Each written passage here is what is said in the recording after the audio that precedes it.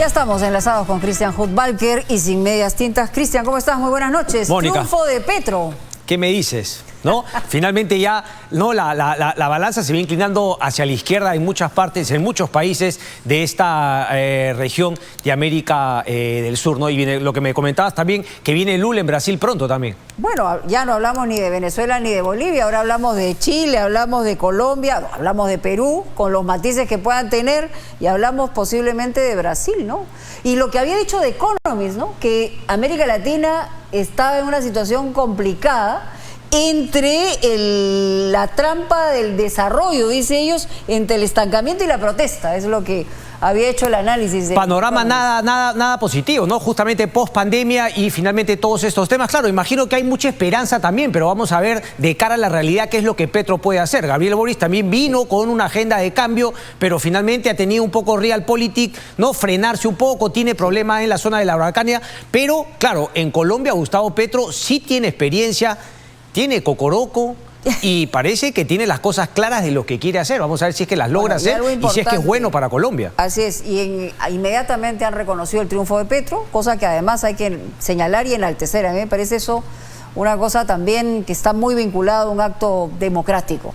¿Esté de acuerdo, ¿no? ¿O no esté de acuerdo? Es básico, ¿no? Porque además, pues, inmediatamente, haciendo ese gesto de reconocer, ¿no? que no ha habido fraude, etcétera, inmediatamente te pones a hacer lo tuyo, que es obviamente para los de Rodolfo Hernández y para el uribismo y lo que ha sido de Santos, etcétera, para los liberales conservadores, hacer oposición al gobierno.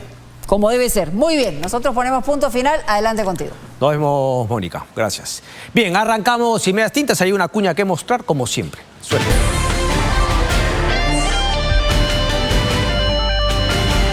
Bien, vamos a hablar también más sobre la elección de Colombia, pero un poco ya en el impacto aquí en nuestro país. Declaraciones o un tuit, en todo caso, del presidente Pedro Castillo, y ahí mismo nomás la respuesta de Vladimir Cerrón, que viene también justamente, creo yo, bueno, para cualquier persona con un mínimo de sentido común, queda claro que hay un mensaje también para el presidente Pedro Castillo. Pero bueno, vamos a arrancar con lo que creo finalmente ha sido la noticia esta semana y sigue siendo durante, imagino, los próximos días, porque la investigación fiscal que desarrolla la fiscal Carla Cesenarro sigue avanzando, sigue mostrando nuevas cosas. Solamente para entender cómo va la macana.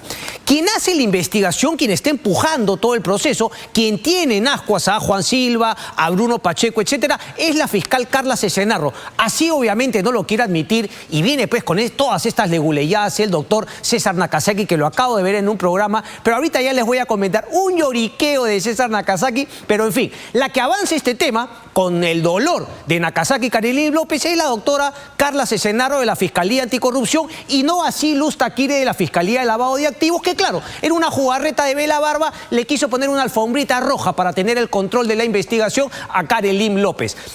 Samir Villaverde empieza a entregar información y claro, si uno evalúa, por más que haya el típico de la hipoteca de algunos periodistas por obtener la fuente y se olvidan de su labor de periodismo y lo único que hacen es reventarle cohetes a la fuente.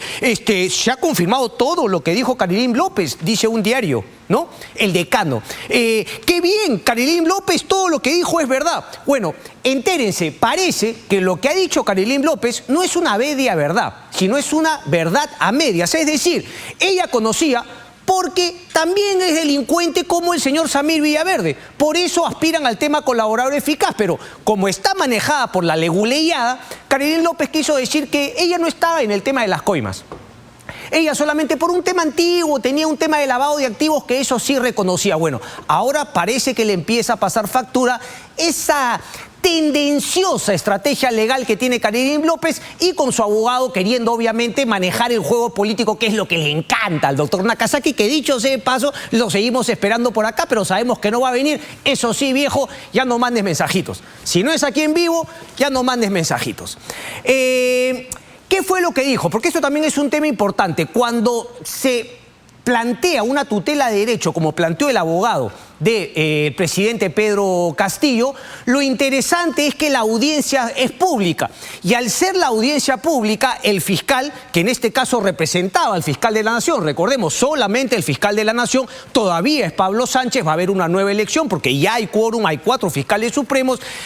estaba representado por un fiscal adjunto, quien fue el que hizo justamente o participó en esta audiencia. Decía que esta persona tiene la necesidad para convencer al juez, quien tiene que decidir si le otorga o no la tutela de derecho a la defensa del presidente Pedro Castillo, el fiscal tiene que poner todas sus cartas sobre la mesa. El fiscal nos tiene que contar qué es lo que ha acumulado en la investigación. Y esto es lo que quería comentar al inicio. Quien tiene la investigación y va avanzando, va logrando, va recibiendo información de Samir Villaverde es Carla Cesenarro.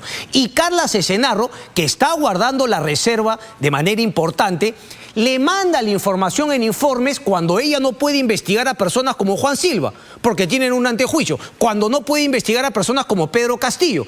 Eso lo tiene que hacer el fiscal de la Nación. Le manda esa información al fiscal de la Nación, el fiscal la hace suyo. ¿Qué fue lo que dijo el fiscal adjunto, representando al fiscal de la Nación, Pablo Sánchez, en esta audiencia de tutela de derecho, que dicho sea de paso, no hay una fecha límite para que el juez decida, pero esperemos sea en un tiempo prudente, en un plazo prudente, es decir, lo más rápido posible? ¿Qué fue lo que dijo el fiscal respecto a lo que tiene para aseverar la hipótesis fiscal que efectivamente hay una organización criminal en el gobierno y que tiene como cabeza al señor Pedro Castillo Terrones, presidente de la República? Muéstrame, por favor, el primer byte de lo que dijo el fiscal. A ver. Dice: Karelyn López Arredondo habría entregado al presidente de la República, Pedro Castillo Terrones, sumas de dinero en efectivo por montos de 100.000 soles, 50.000 soles y 5.000 soles, ya sea en Palacio de Gobierno o en la casa de Zarratea. En la casa de Zarratea. Con esta información, ¿no?, que ha salido automáticamente a negar el doctor Nakazaki, ha salido, pero unos lloriqueos tremendos, tremendos lloriqueos. Esto es lo que ha dicho, lo que habría dicho, al parecer, todo indica que sería Samir Villaverde, pero recordemos que hay otro colaborador eficaz también, podría ser alguno de esos dos, pero todo parece indicar que es Samir Villaverde. Entonces, Samir Villaverde dice que Karelyn López le habría justamente entregado este dinero. Y cuando uno escucha esa frase, porque además habría sido Bruno Pacheco quien se lo cuenta, por eso la importancia de echar mano ya de Bruno Pacheco y de Juan Silva, porque finalmente son los que pueden contar de primera mano la prueba, la corroboración de que el presidente de la República es quien lidera esta organización criminal y dinero habría ido a parar justamente a él, ¿no? Karelyn López, entonces, 100.000, 50.000 y 5.000 soles. Muéstrame, por favor, el segundo byte, cuando habla también de otro dinero que habría sido también entregado para Bruno Pacheco, para el presidente de la República, Pedro Castillo. Ahí lo vamos. Además, Karelyn López Arredondo habría entregado a Arnulfo Pacheco Castillo en efectivo la suma de 2 millones de soles, producto del pago de una licitación de biodiesel en Petroperú. Se evidencia desbalance patrimonial y queremos hacer notar que este desbalance no incluye en la evaluación los $20.000 que la Fiscalía encontró en efectivo en las oficinas del secretario general del presidente Pedro Castillo. Ya, me parece que ese tema es importante, ¿no? Porque más allá de que dice de que efectivamente, ahora justamente lo vi en una entrevista, pero ese tema de Petroperú, ¿no?, de la empresa de Abu Dhabi, finalmente ese tema se canceló, esa licitación. Mentira, esa licitación se volvió a dar y a la 1 o 2 semanas le volvieron a dar la licitación a la empresa de Samir Abu Dhabi. Así que ese tipo de mentiras que intenta justamente, no, la defensa de Karelyn López no tiene, la verdad, ningún asidero. Bueno, eso es lo que justamente dice. Importante porque el fiscal también plantea que Bruno Pacheco tiene un desbalance patrimonial muy independiente de los $20.000 que le encontraron, que según el presidente de la República no le consta que lo hayan encontrado. La verdad, el presidente de la República no sabe dónde está parado, pero esto ya lo hemos comentado con anterioridad. Entonces, tenemos justamente estas dos versiones. Encontradas, si se quiere. Yo no creo que sean encontradas. Yo no creo que sean contradictorias. Lo que pasa es que, claro, dentro de la estrategia de Karelyn López, siempre han querido negar que Karelyn López cometió delitos. Era igual de coimera que Samir Villaverde. Estaba ahí metida justamente para hacer los negocios con el presidente, con el ministro Silva, etcétera, etcétera. Entonces, nos han querido vender de una dama, casi una heroína, repito, nuevamente con periodistas hipotecados a la fuente. ¿Hasta cuándo vamos a seguir con esa macana? con esa mediocridad de decir, ay, sí, Karelim López, ¿por qué? Porque el abogado viene y te da la información. ¿De qué estamos hablando, viejo? Entonces, no son contradictorias. Aquí me parece que son completamente reales. Teníamos, como yo lo mostré en un cuadro, a varios grupos queriendo hacer negocios mafiosos en el gobierno. Karelim López con un grupo de empresas y Samir Villaverde. A quien le han echado mano es a Samir Villaverde, que ha terminado preso. Por eso Karelim López, dentro de La Libertad, ha venido con todas estas joyerías que, repito, el primero que se las ofreció por un tema politiquero fue Rafael Vela Barba en la Fiscalía de Lavado de Activos. Entonces, tenemos que va apareciendo la verdad. A mí algo me puede parecer como lo plantea, ¿no?, el señor Nakazaki, de decir que, ay, tenemos a quién le creemos, a uno o a otro. Hay gente que le está haciendo propaganda al señor Samir Villaverde. Aquí tenemos a un par de posibles delincuentes. Entonces, ¿a quién hay que creerle, a uno o al otro? Aquí el que marca la diferencia es quien entrega pruebas. Y Karelim López contó, repito, una verdad a medias. No una media verdad, una verdad a medias. Que efectivamente conocía esta organización criminal, pero no contó lo que parece afirmar Samir Villaverde, que ella también entregó coimas. Así como Samir Villaverde confiesa vía un audio, no solamente lo cuenta, sino te entrega la prueba. Sí, yo le entregué 100.000 soles al ministro Silva para justamente una muestra, ¿no?, de los regalitos que podían venir, de las joyerías que podían venir. Entonces, lo que ha habido en el Ministerio de Transportes y Comunicaciones y en los satélites alrededor de Pedro Castillo han sido varios grupitos delincuenciales que pululaban justamente por agarrar el Estado como botín. Entonces, aquí no hay unos buenos y otros malos. ¿A quién le creo y a quién no le creo? Eso me parece que tiene que quedar meridianamente claro. Entonces, no caigamos pues en estos juegos de ninguno de la defensa de los colaboradores eficaces. ¿Hay uno que vale más? No es que uno valga más. Uno vale como colaborador eficaz no solamente respecto de lo que dice, sino de los elementos de prueba que aporta para corroborar su dicho. Karelim López no aportó ni uno. Samir Villaverde ha aportado audios. ¿Puede cambiar eso para Karelim López? Por supuesto. Porque si lo que ha dicho Samir Villaverde es cierto, Karelim López debería empezar a cambiar su tonito, a cambiar la canción que nos está queriendo tocar y empezar a decir si es que eso es efectivamente cierto y si es que tiene pruebas de la entrega de esos dineros para el presidente Castillo a través de Bruno Pacheco. Eso es lo que tiene que contar. Así que esos lloriqueos queriendo confundir y aprovechando un poco del desconocimiento de sus interlocutores, vamos, pues, Nakazaki. Ya pues, estás perdiendo credibilidad cada día más, la verdad. Como dice Aldo Mariatti respecto del doctor César Nakazaki. ¿Qué ha pasado con el ministro o el exministro de Transportes y Comunicaciones, Juan Silva? Dimitris Enmache sigue queriendo tontear a la gente. Yo no sé por qué insiste en este tema, que muestra efectivamente el documento y dice en qué parte de este documento fiscal se habla de seguimiento. Y claro, es cierto, yo lo mencioné acá. El documento fiscal falla en justamente ese tema. Tampoco se menciona el famoso óbice, ¿verdad?, que es observación, vigilancia y seguimiento. Tampoco hay esa palabra, desgraciadamente, pero sí habla de seguir los movimientos, ¿no?, seguir los movimientos del exministro Silva. Entonces, por más que Dimitris Enmache intente decir, lo que parece no entender es que él tiene una responsabilidad política respecto de lo que no ha hecho la policía. Y lo que tiene que entender lo dice muy bien José Luis Pérez Guadalupe en una entrevista hoy en el diario El Comercio, que uno no entiende por qué una persona de bien aceptaría justamente ese encargo en estos momentos, conociendo ya lo que pasó con Bruno Pacheco y también el seguimiento, la videovigilancia que se le hacía, y ahora justamente. ¿Qué trato de decir? Que, repito, o es cómplice o es muy negligente el señor Enmache. Lo que él no puede intentar hacernos creer es que él tiene un control absoluto respecto de la policía. En vez de estar tratando de excusarse y argumentar, él debería desde ya empezar a hacer una investigación en la policía, porque definitivamente algo ha fallado. Y eso de querer echarle la culpa a la Fiscalía, me parece que eso sí muestra un tema mayor, porque plantearía, lo dice Fernando Vivas también en una columna, en una crónica el día de hoy, el enemigo hoy por hoy número uno del presidente Castillo es el mismo.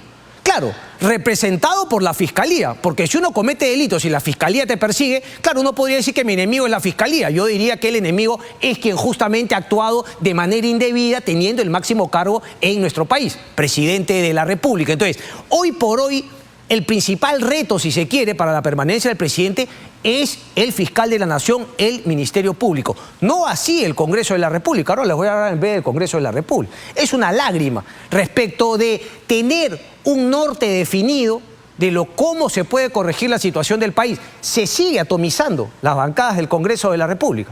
Se siguen atomizando. Esto fue lo que dijo Dimitri Senmache el día de hoy. Además, unos tuits también haciendo referencia a Nayib Bukele. O sea, por favor, si hay personas autoritarias, antidemocráticas, zafadas, ¿no? Chaladas, como dicen algunos, pueden ser de derecha y de izquierda. Y vaya que Nayib Bukele es uno de derecha que está chalado. Así que el señor Dimitri Senmache, si le criticó al señor Aníbal Torres, que hacía mención a Hitler, ahora vemos a un Senmache desubicado total diciendo que va a cambiar las cosas como lo ha hecho Bukele en El Salvador. Muéstrame lo que dijo el día de hoy. El Congreso sigue cuestionando el tema del exministro Juan Silva. ¿Cuál es su paradero oficial en estos momentos? Bueno, yo si lo supiera... Gracias, señores. Gracias.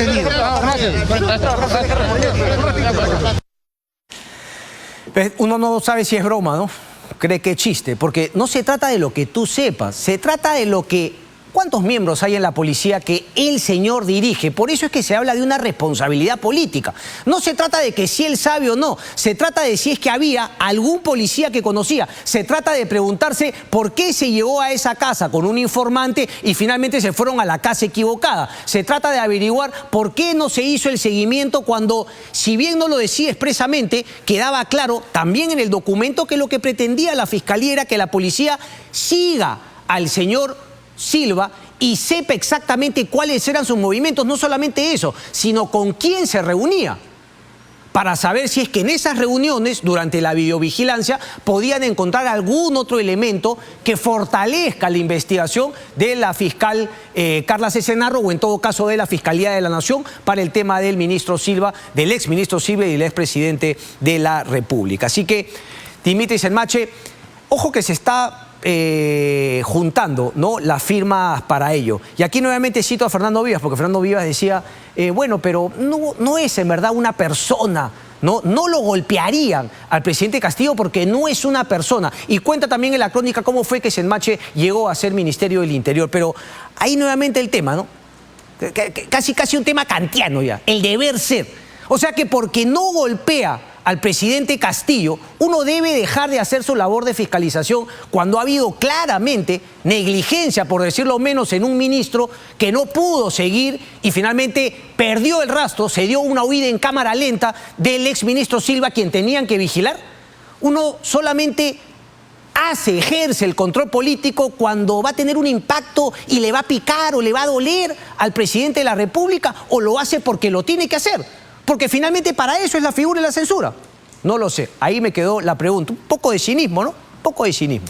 En fin, Gustavo Petro. Gustavo Petro gana las elecciones de Colombia, estaban muy apretados. En el primer boletín, 4:10 de la tarde, dan a Rodolfo Hernández como ganador. En el segundo boletín, Hernández todavía arriba. A partir del tercer boletín, algo así como los boletines que daba aquí, ¿no?, la OMPE, a partir del tercer boletín, Petro supera a Hernández y a partir de ahí nunca dejó la punta. Finalmente, confirmado el triunfo de Gustavo Petro. ¿Qué fue lo que dijo el presidente de la República, Pedro Castillo, respecto al triunfo de Gustavo Petro en Colombia? ¿Tenemos un tuit? A ver, vamos a verlo. Ahí está. Acabo de llamar a Gustavo Petro para felicitarlo por su histórico triunfo democrático en Colombia. Nos une un sentimiento en común que busca mejoras colectivas, sociales y de integración regional para nuestros pueblos. Hermano Gustavo, cuente siempre con el apoyo del Perú. 6 de la tarde con 36 minutos. Esto fue antes, mi estimado José. Antes incluso que el comentario de Pedro Castillo en Twitter. Quizás justamente por eso sintió que debía poner algo, ¿no?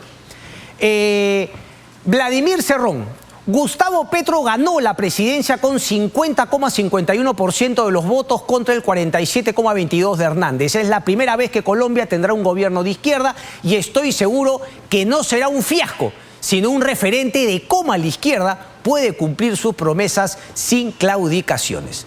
Mensaje clarísimo, ¿no?, para el propio presidente. ¿Y por qué? Porque cada vez se dividen, se separan, se alejan las posturas del presidente Pedro Castillo y la postura de Vladimir Cerrón. Eso tiene un correlato obviamente con la bancada de lo que fue Perú Libre en su momento. Hoy partida, se ha atomizado hasta en 3 bancadas, Perú Libre, no, ayúdame con el otro partido, después están los no agrupados también. ¿Cuál es Perú Democrático?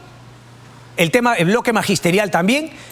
Vamos a ver justamente porque tenemos que centrarnos también en lo que va a ser la próxima elección de la mesa directiva en el Congreso. Y por eso decía que en el Congreso no tienen nada claro, es decir, algunas agrupaciones que tenían cosas en común se empiezan a dividir constantemente y parecen ser cosas puntuales, ¿verdad?, la que los une en relación a los votos, es decir, alguna cosa puntual, el tema de la SUNEDU, ahí sí se junta derecha e izquierda. En otro tema puntual se juntan y finalmente votan a favor, pero no parece que hagan caso a lo que fue, digamos, ¿no?, las promesas y sobre todo el tema de los electores, ¿no? Los electores, los representados y sus representantes. Parece que finalmente cada uno se olvida y empieza a jugar su partido propio. Por eso creo yo la importancia de hacer las reformas, sobre todo el tema de la cercanía entre representados y representantes y la posibilidad, sí, si no es una renovación por tercios, por ahí la posibilidad de,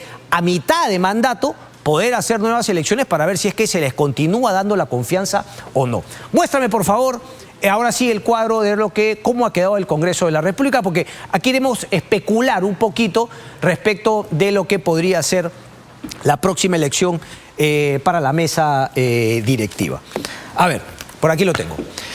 Vamos a ver, no agrupados tenemos 10 congresistas, Perú Libre, mire cómo bajó a 16. Perú Bicentenario 5, el bloque magisterial 10, Perú Democrático tenemos 7. Aquí está Juntos por el Perú más 2 congresistas más, ¿correcto, José? Cambio Democrático, perdón, es Juntos por el Perú, los 5 congresistas de Cambio Democrático, porque estamos justamente con Ruth Luque, congresista de Cambio Democrático, que va a conversar con nosotros en breve. Perú Democrático es Valer. Es que uno ya se confunde tanto, viejo. El bloque magisterial, obviamente, los cercanos a Pedro Castillo, que estaban en Perú Libre, y en el tema de los no agrupados. Los últimos 5 que se fueron, ¿verdad? Perú Bicentenario. Somos Perú 5, recordemos que justamente de estas canteras es Alejandro Salas, oficioso defensor del presidente Pedro Castillo.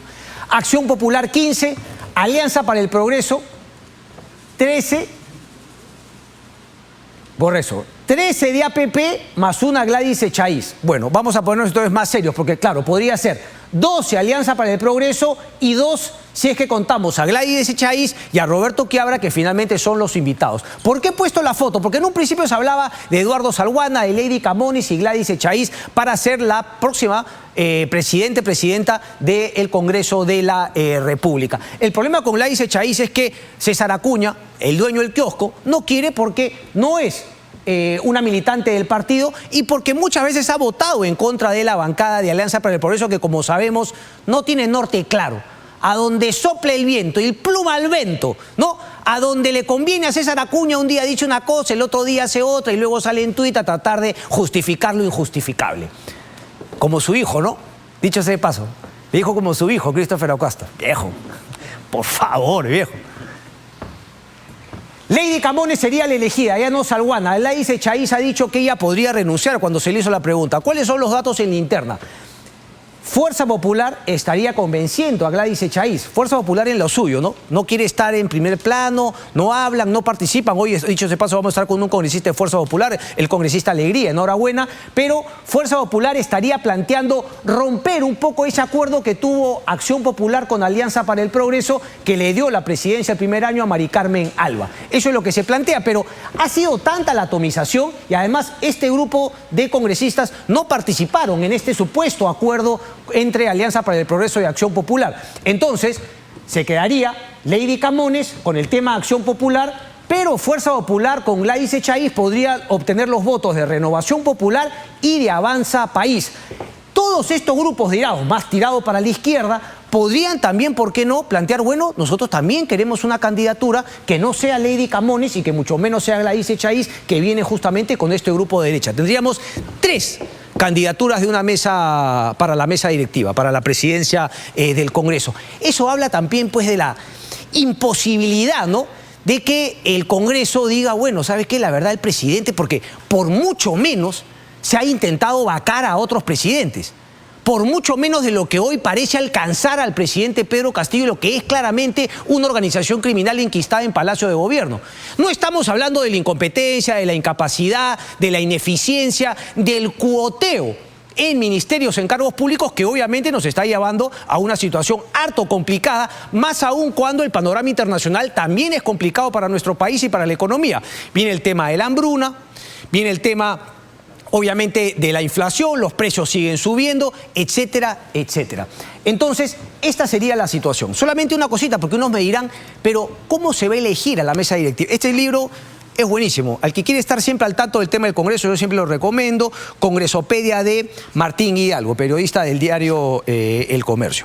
Bueno, ¿cómo se obtiene esto? Porque claro, se presentan, hazte cuenta que se presenten 3 candidaturas, sí, pueden presentarse 3. Se vota con los presentes en el Congreso de la República el día de la votación. Para que gane en primera vuelta tiene que alcanzar una mayoría simple de todos los congresistas presentes. ¿Ok? Si no se alcanza, ponle que estén los 130. Mayoría simple, mi estimado José, hazme las matemáticas, 66. Ninguno alcanza, ¿ok?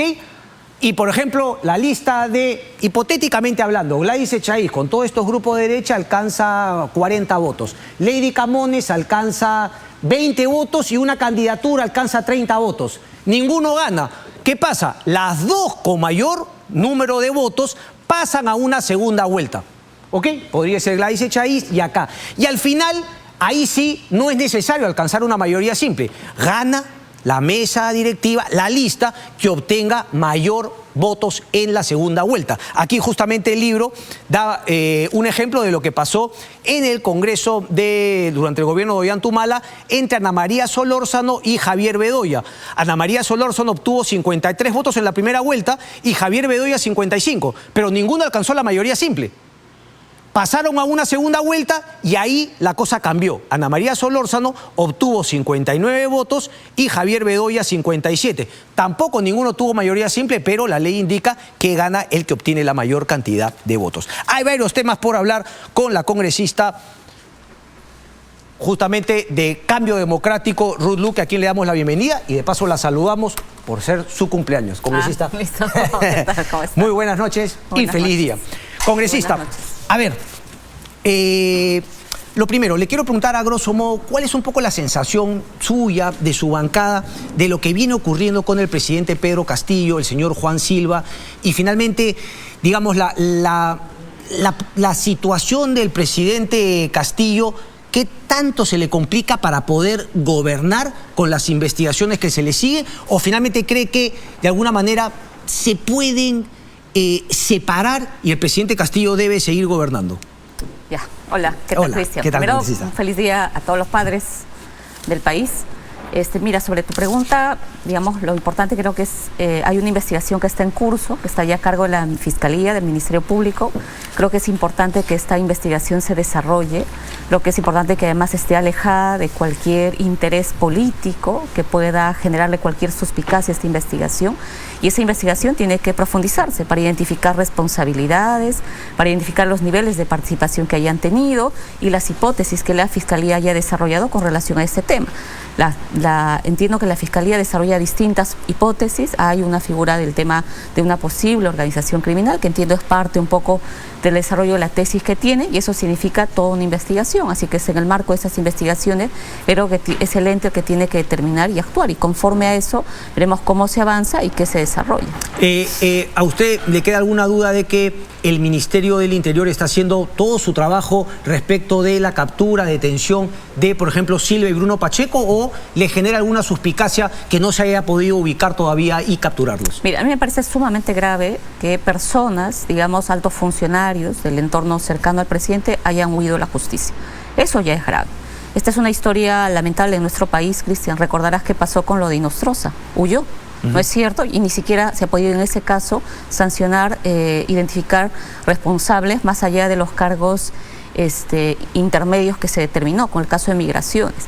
Entonces es una historia grave en el país, que altos funcionarios huyan, ¿no es cierto? En algunos casos se generen lógicas de blindaje, como en el caso de Merino, por ejemplo, hace poco en la subcomisión ahorita vamos a entrar eso, pero ya que entonces creo que eso, Cristian, o sea, que hemos tenido además una historia con Inostros, etcétera, denota que algo está funcionando mal.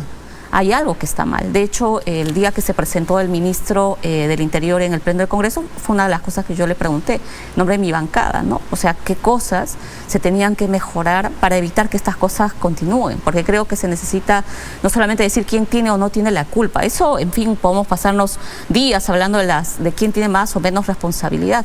Aquí creo que es saber qué cosa está funcionando mal. Cómo es que se hacen las comunicaciones de parte del Ministerio Público, se ha dicho que se ha hecho por WhatsApp, bueno, ¿dónde está el funcionario directo que tenía que haber activado de manera inmediata?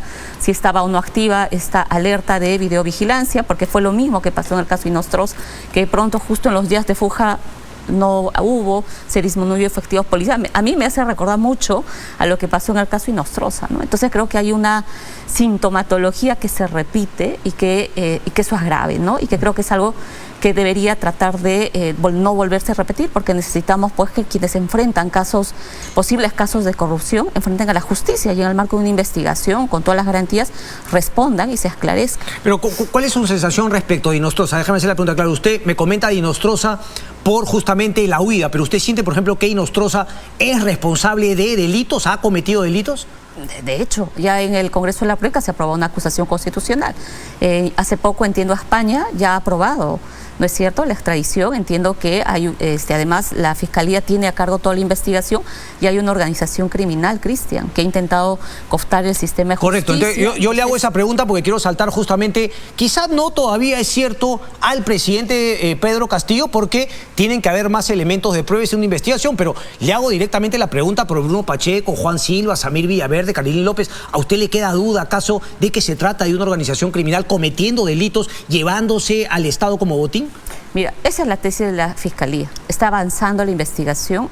A mí me parece que tienen que dar la cara, tienen que enfrentar la investigación y asumir las responsabilidades si eso se demuestra. Creo que hay un conjunto de audios que han salido de distinta índole que tendrán que corroborarse. Todo colaborador eficaz, tú sabes, Cristian, en el marco de un proceso penal se corrobora.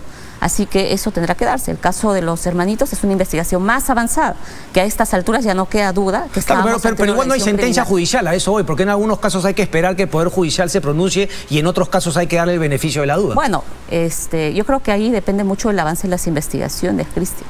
En el caso del Ministerio Público, ahí tiene que avanzar y profundizarse las investigaciones para determinar cómo ha habido. Una organización criminal no es solo una persona, es todo un aparato, ¿no es cierto? Donde hay roles, se identifica quiénes son las cabezas, cuáles son los brazos, si hubieran brazos o no políticos, además cuál era el objetivo que se buscaba.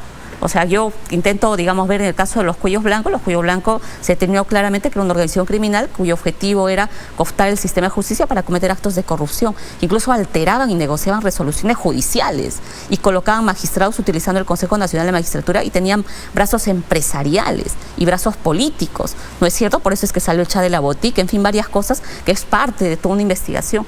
Y en este caso tiene que hacer lo mismo. ¿Cuál es el tipo de organización criminal que se identificaba? ¿Cuál es el nivel de responsabilidad?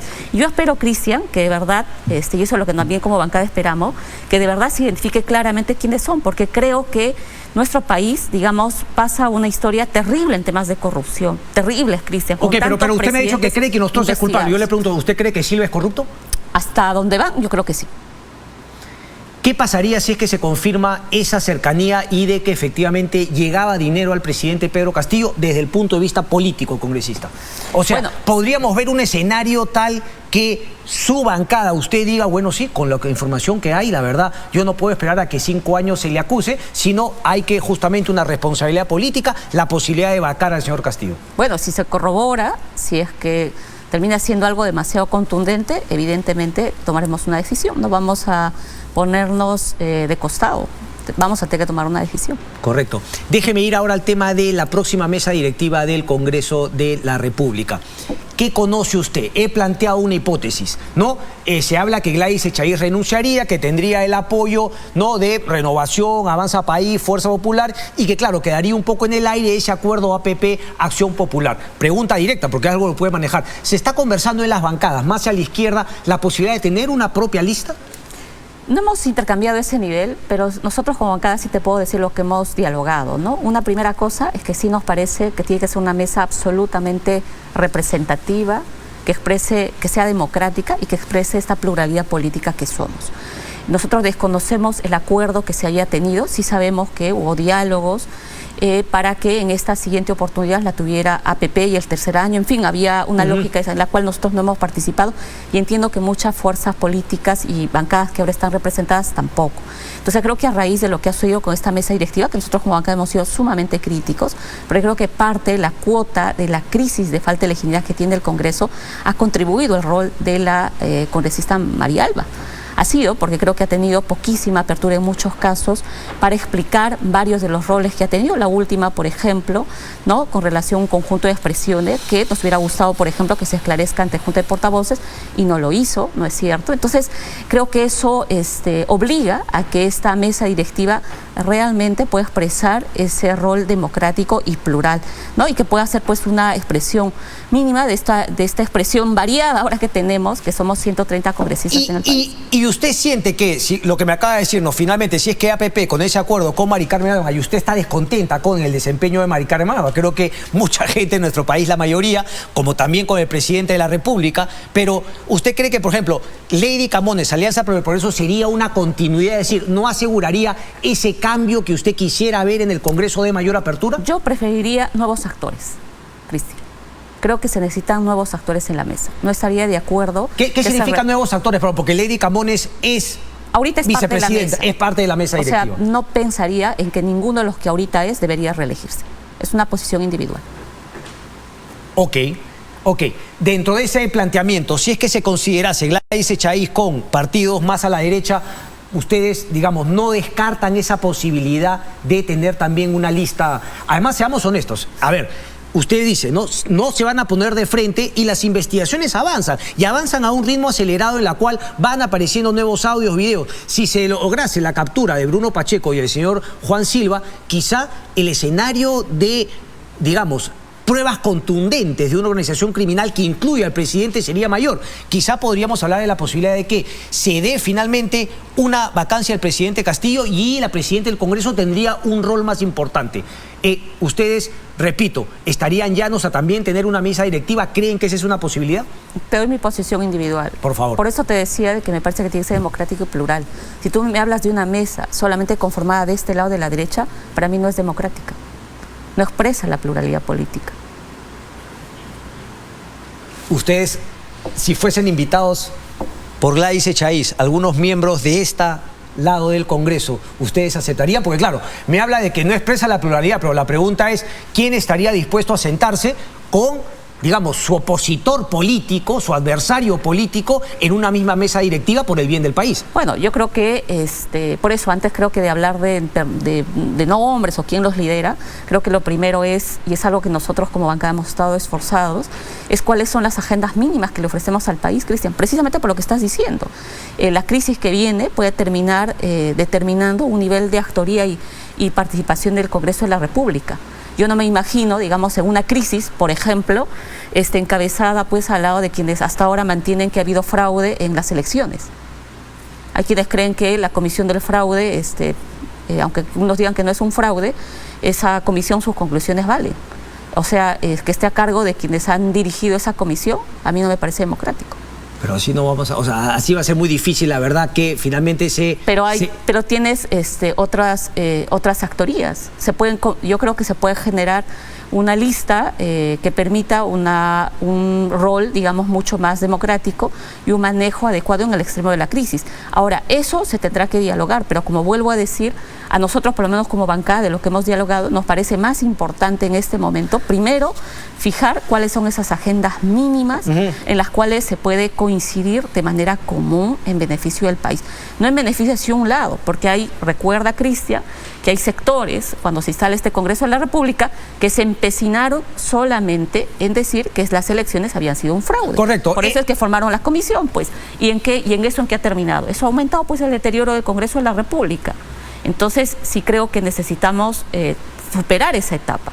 porque creo que también es lo mínimo que le necesitamos al país, Cristian. A mí, te digo de manera directa, a mí me da mucha vergüenza muchas de las cosas que se aprueban en el Congreso de la República, a veces sin mayor debate, sin mayor reflexión, se amplía la legislatura, bueno, porque hay que aprobar, hay que correr, etcétera, ¿no? Y nadie es consciente que en el Congreso de la República estamos llegando casi a un 90% de rechazo. Correcto. ¿No? Y todo el mundo está empezando el Ejecutivo, perfecto, el Ejecutivo tiene sus errores. Pero yo soy congresista de la República, yo soy parte de un poder que está absolutamente deteriorado. Correcto. Y la gente cuando caminas en la calle te lo dice de manera permanente. Y con esta pregunta final para atacar otros temas, el adelanto de elecciones también sería una opción si es que finalmente se da la vacancia tanto de presidente como vicepresidente, es decir, nadie quiere que se quede el Congreso, este Congreso, si es que finalmente también se va el Ejecutivo. Por supuesto. Yo creo que si hay una situación de crisis mayor, tiene que haber un nuevo proceso de elecciones, en los cuales lo ponemos nosotros en la bancada, nos vamos a atornillar al cargo. Ok, las reformas de la Constitución, hay una crítica porque se trata de 50, están cambiando, pero hay cosas fundamentales. A mí me parece la verdad una locura lo que se quiere plantear en el Jurado Nacional de Elecciones, que sea el Congreso de la República quien les puede cortar la cabeza, sobre todo en un contexto de esta disputa por el tema del fraude, pero todo lo demás, congresista, usted me dice que el Congreso está en capa caída y no es de este año, es de muchísimos años atrás. Entonces, ¿qué cosas se tienen que reformar? ¿Usted está de acuerdo, por ejemplo, en la bicameralidad? ¿Usted está de acuerdo en esta posibilidad de que haya una nueva elección a mitad de mandato para ver finalmente si es que se le renueva la confianza o no? Distritos uninominales. ¿Cree que esas son las reformas importantes si es que se haría el hipotético caso de un adelanto de elecciones? Con esta bicameralidad no. Porque es una bicameralidad que está hecha a la medida de un conjunto de grupos políticos. Porque es una bicameralidad, Cristian, que quiere tener reelección. Una bicameralidad que pretende generar acusación constitucional al Jurado Nacional de Elecciones, a la OMPE, a la RENIEC, si no me equivoco, y parece más bien una revancha al sistema electoral, quitando la posibilidad de autonomía. Tampoco una bicameralidad que termina señalando, si tú has leído toda la propuesta, donde los senadores tienen que tener un conjunto de años de ejercicio profesional, es casi como senadores de saco y corbata. Disculpa que use expresión, pero sin olvidar que en realidad nuestro país somos un país pluricultural, ¿no es cierto? Donde ni siquiera se ha discutido, digamos, de cómo le generamos una representación política a la población indígena, en fin, varios temas. Entonces, este tipo de bicameralidad en el cual de pronto se quiere reformar más de 53 artículos, hacerlo parece una ampliación de legislatura, ¿no es cierto? Encima meter el tema de la reelección, yo con ese concepto de bicameralidad no estoy de acuerdo. Pero parece que es porque lo plantean algunos y no, finalmente no sale de ustedes. Porque, o sea, ¿qué otro tipo de bicameralidad sí estaría de acuerdo? Porque por lo que usted me plantea, sí está de acuerdo con la bicameralidad, pero no le gusta que se plantee por estas personas y en estas circunstancias. No, porque es que no es solo la bicameralidad, pues, Cristian. Hay un conjunto de reformas que necesitamos hacer para conducirnos, digamos, a evitar esta lógica de crisis permanente que hemos vivido en los últimos años. Una cosa, por ejemplo, que nosotros hemos planteado es el tema de cómo garantizamos el equilibrio de poderes.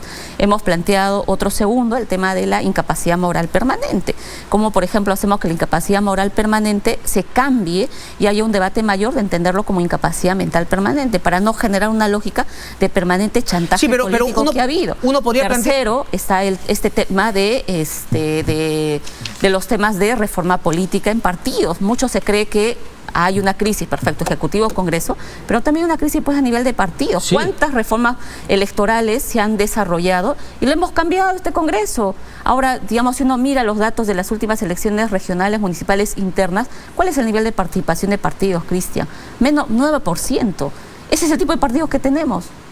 Pero eso es justamente lo que se tiene que reformar. Por eso. Pero ¿qué vamos a reformar si se ha vuelto a cambiar? Se cambia cada rato. Si este Congreso le ha hecho 2 reformas, una en diciembre, luego otra, violando las propios cronogramas, han postergado, no lo han cambiado, pero han postergado, lo van pateando, Entonces, cada vez que hay crisis, volvemos a reabrir, generamos como parches, y luego viene un siguiente Congreso y nuevamente lo cambia. Entonces, yo sí creo que necesitamos un gran acuerdo, pues. O sea, hay una crisis lamentablemente generalizada en el país. Pero un acuerdo, si se plantean... Se necesita acuerdos mínimos, Cristian, para evitar, digamos, que hayan respetos pensando en la población. Porque si es que se toman acuerdos y luego después se cambia, para mí no tiene sentido. Me queda un tema final, ya me tengo que ir a la pausa, pero me queda un tema final, porque el informe no del congresista Cavero, yo tengo unas preguntas básicas. Es decir, usted, digamos, le he escuchado a usted justamente reclamar que este es un tema de impunidad. Mi pregunta es sencilla, ¿no? O sea, ¿cuál es la diferencia en este caso particular de otras muertes en protestas sociales y la responsabilidad tanto del presidente, del premier y del Ministerio del Interior? Muy concreto, pues. Esta es una denuncia constitucional que la presenta el Ministerio Público, Cristian, sobre una teoría que tiene, que acá hay una presunta participación de altos mandos, hay una especie de cadena de mando, es lo que plantea el Ministerio Público, ¿no? Y señala que en estas protestas que se desarrollaron en noviembre del 2020, donde no es solo Inti y Brian, quiero señalar, todo el mundo habla de Inti y Brian, en los cuales creo que merecen todo el respeto, pero además es una investigación que se lleva a cabo de varios jóvenes heridos, de más de 70, donde incluso ha habido periodistas heridos que han sido impactados por el tipo de violencia desmedida que se ha dado. Entonces la hipótesis de la Fiscalía es esa, que se señala que el desarrollo de estas acciones violentas, de vulneraciones de derechos que se presentaron, no es que se dieron de manera de, como ahora se pretende decir, de suboficiales de abajo, sino que hubo un conjunto de posibles órdenes que se pudieron dar desde el nivel de arriba. Sí, de posibles órdenes, pero no entregó ninguna prueba a la Fiscalía al respecto. No. Hay un conjunto de evidencias, de indicios, digamos, porque está en etapa de investigación, porque no ha avanzado. Porque recuerda, para altos funcionarios, tú necesitas... Pero sigue avanzando respecto de otros 11 policías. Pero, a ver, Cristian. Quienes son altos funcionarios tienen la prerrogativa del antejuicio. Tú no puedes avanzar la investigación si tú no levantas ese antejuicio. Entonces, por eso es que la Fiscalía presenta la denuncia a la denuncia constitucional para que en este caso el Congreso de la República pueda habilitar a la Fiscalía y permita que estos altos funcionarios continúen con la investigación. Un informe final no es una condena. Yo creo que acá hay una confusión que dice que se está condenando. No, es un procedimiento jurídico político, si es que finalmente se levanta o no. Lo que tú determinas como congresista de delegado es si existe o no existe un móvil político y analizas el conjunto de evidencias que se han presentado. Y a mí me parece que en este informe final el congresista Cabero excede en sus funciones, porque él termina casi determinando qué prueba vale, qué prueba no vale, termina casi hasta inclusive determinando el conjunto de pericias que he leído en el informe que desde el punto de él no tendrían ni siquiera valor. Yo me pregunto, un congresista delegado que ha tenido un tiempo tan corto, ¿podrías determinar de manera tan precisa e inmediata un conjunto de pruebas cuando en realidad el titular de la investigación y de la acción penal es el Ministerio Público? O sea, yo creo que ahí... Pero mi pregunta es esa. Yo creo que ahí es el tema. Para mí debe habilitarse y permitir que las investigaciones... Pero mi pregunta es esa. Entonces, ¿no debería sentarse un precedente entonces para que la próxima vez que hayan heridos o muertes en una protesta también se le incluya en la investigación penal a presidente, premier y ministro del Interior? Yo soy una defensora del derecho a la protesta, Cristian. Yo siempre he condenado cualquier muerte, cualquier situación que sea de una protesta. Sí. Ergo, la respuesta sería sí. Para mí, si este caso se profundiza, yo creo que podría abrir quizá un precedente importante de cómo se determina estas cadenas de mando en el marco de órdenes. Eso suena coherente. Entonces, aplicaría para todos los presidentes hacia atrás y también en el futuro que han tenido muertes. O sea, eso sería más coherente que solamente quedarse. Yo creo que ayudaría a explicar un tema de nexo causal. ¿Qué sucede, no? Porque muchas veces, Cristian, a veces la justicia, ¿dónde aprieta? Abajo. Y nunca se determina acá. Usted me dijo justamente responsabilidad política, eso es lo de menos, pero en este caso parece que era lo principal. Entonces, claro, hay una responsabilidad penal a 11 policías que finalmente se continúa la investigación y habrá que ver qué es lo que se decide respecto a este tema. Y decía yo, si es que se da en este caso, creo que debería sentarse un precedente para que todo presidente, ministro del Interior y premier sean incluidos en investigación penal cuando haya muertos o heridos. Congresista Ruth Luque, un placer, gracias por estar aquí. Gracias. Vamos a una pausa y regresamos con el congresista Alegría de Fuerza Popular. ¿Qué viene para Fuerza Popular en esta elección de la mesa directiva? Venimos.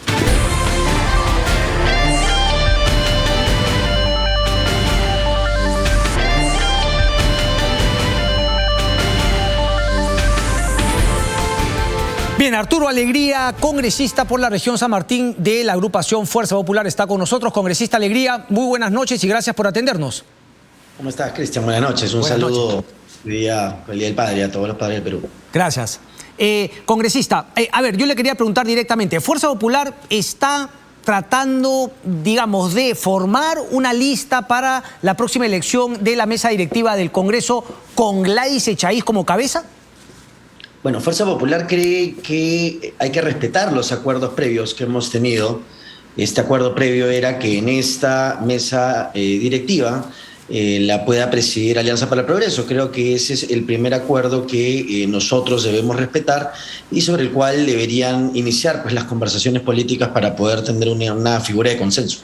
Ok, entonces, pregunta, ¿es una posición particular o, digamos, es algo que se ha conversado ya en la bancada de Fuerza Popular? Nada de salirse del acuerdo establecido ya con APP y Acción Popular en la mesa directiva del año pasado.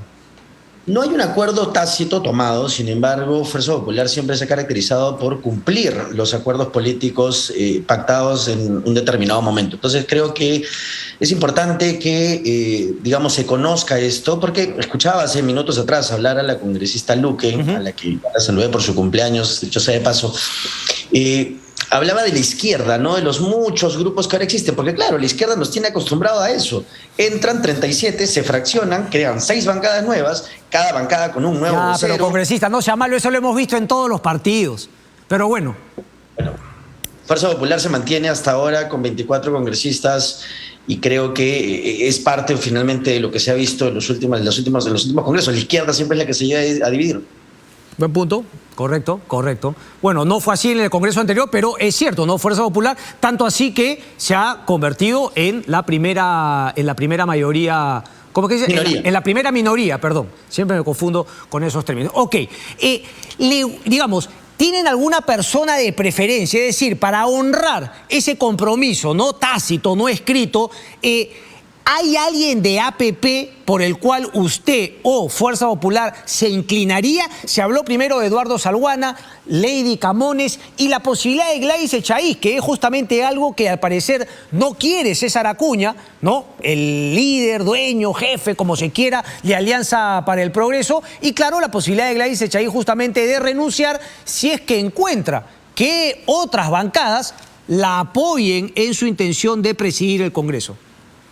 Creo que Alianza para el Progreso tiene figuras importantes que han demostrado bastante proactividad en su actividad en el Parlamento. Sin embargo, creo que esta mecánica de elegirlo debería decidir finalmente la bancada de Alianza para el Progreso, quienes van a tener que, me imagino yo, proponer a un candidato el cual también naturalmente tiene que tener la simpatía de los grupos políticos. Nosotros, por ejemplo, no participamos en la mesa directiva, sin embargo, creíamos en que era una figura de consenso la actual presidenta del Congreso, Mari Carmen Alba. Entonces, en relación a ese bloque, se construyó una candidatura, se armaron las candidaturas a las vicepresidencias y se terminó ganando la mesa directiva. Era una figura de consenso, ha dicho usted, en pasado. ¿Termina siendo una figura de consenso Mari Carmen Alba en este Congreso no próximo a finalizar?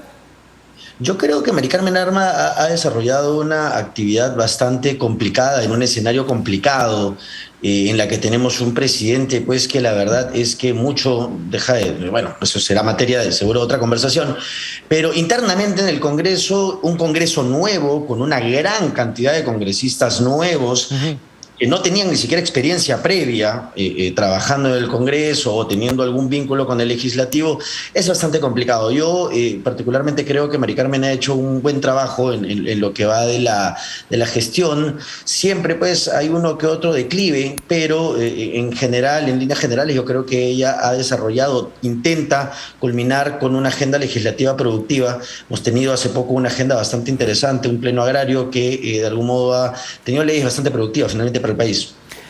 Un par de preguntas finales que el tiempo me gana. Yo le agradezco mucho, con cargo a tenerlo en los estudios, congresista, cuando esté por aquí. La posibilidad justamente de que Dina Boluarte, vicepresidenta, sea inhabilitada del cargo de vicepresidencia. ¿Usted está de acuerdo con esa postura? ¿Cree que finalmente no hay una infracción a la Constitución y la señora Dina Boluarte ya no debe ser vicepresidenta? Lo que pasa es que es claro, ¿no? Lo que ha mencionado en esta acusación constitucional es que ella no debió firmar una serie de documentos, lo cual representa una infracción constitucional. Esto va a tener que ser materia de un debate. Particularmente considero, con los argumentos que tengo hasta el momento, que incurriría en una infracción constitucional y tendría que seguir el procedimiento debido. Ok, eso conllevaría a que si es que avanzan las investigaciones, tanto así que la congresista Ruth Luque ha dicho que si obviamente, por ejemplo, si es que se encontrase a Bruno Pacheco, a Juan Silva, si es que hay otro ministro del Interior que los quiera capturar y finalmente ellos también se acogiesen a una colaboración eficaz, poder llegar directamente al presidente Pedro Castillo como con las pruebas contundentes de que participa de una organización criminal. Ahí me imagino, repito, como ha dicho Ruth Luque, que incluso se lograría la vacancia porque incluso congresistas de izquierda estarían dispuestos y no se pondrían de costado. Ante esa posibilidad, ¿no cree que hay una responsabilidad mayor en elegir o de alguna manera ponerse de acuerdo con una mesa directiva en el Congreso de la República, que cuando se dé esa posibilidad no estemos pues con peleas menudas respecto de intereses por aquí y por allá y se puedan alcanzar esos 87 votos que así lo ameritaría la situación? Repito, si es que las investigaciones avanzan, tampoco hay que inventarse algo que está muy alejado. Simplemente si es que las investigaciones avanzan con el mismo tono de lo que han venido avanzando. Sí, Cristian, hay que hacer solamente un pequeño paréntesis, ¿no? El Congreso no hace un juicio como así lo trabaja el Poder Judicial y el Ministerio Público. Correcto. El Congreso hace un juicio político. Sí. El secretario general de Palacio, el exministro Silva, su sobrino Samir, todo un conjunto de personas que ha estado muy cercana a Palacio de Gobierno, hoy están prófugos, están desaparecidos, colaboradores o están en prisión. Digamos, ¿qué más queremos? O sea, vamos a ser ingenuos. Ok, entonces reformulo la pregunta. Claro, para usted ya meritaría la vacancia. Para usted ya meritaría la vacancia, no habría que encontrar esa bala de plata. El gran problema, como lo vengo repitiendo hace bastante tiempo, es Pedro Castillo y que está muy vinculado o muy cercano a muchas personas que ahora, como bien hemos referido, están con prisión, prófugos o están siendo investigados. Ok, pregunta final. Si se da la vacancia y la inhabilitación de Dina Boluarte del Congreso de la República, ¿usted siente que tendría que haber adelanto de elecciones con el Congreso incluido o solamente de presidente, vicepresidenta? Es decir, plancha presidencial, fórmula presidencial. Con esa termino.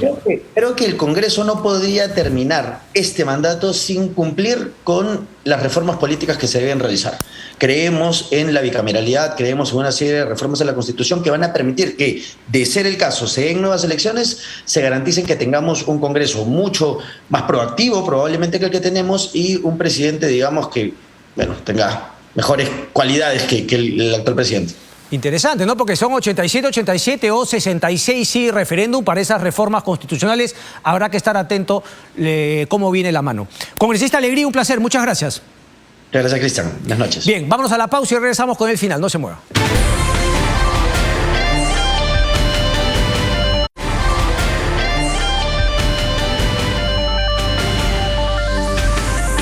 Bien, nos vemos el próximo domingo desde Chongoyape, ¿no? Hacemos Agustín Lozano Sinvergüenza.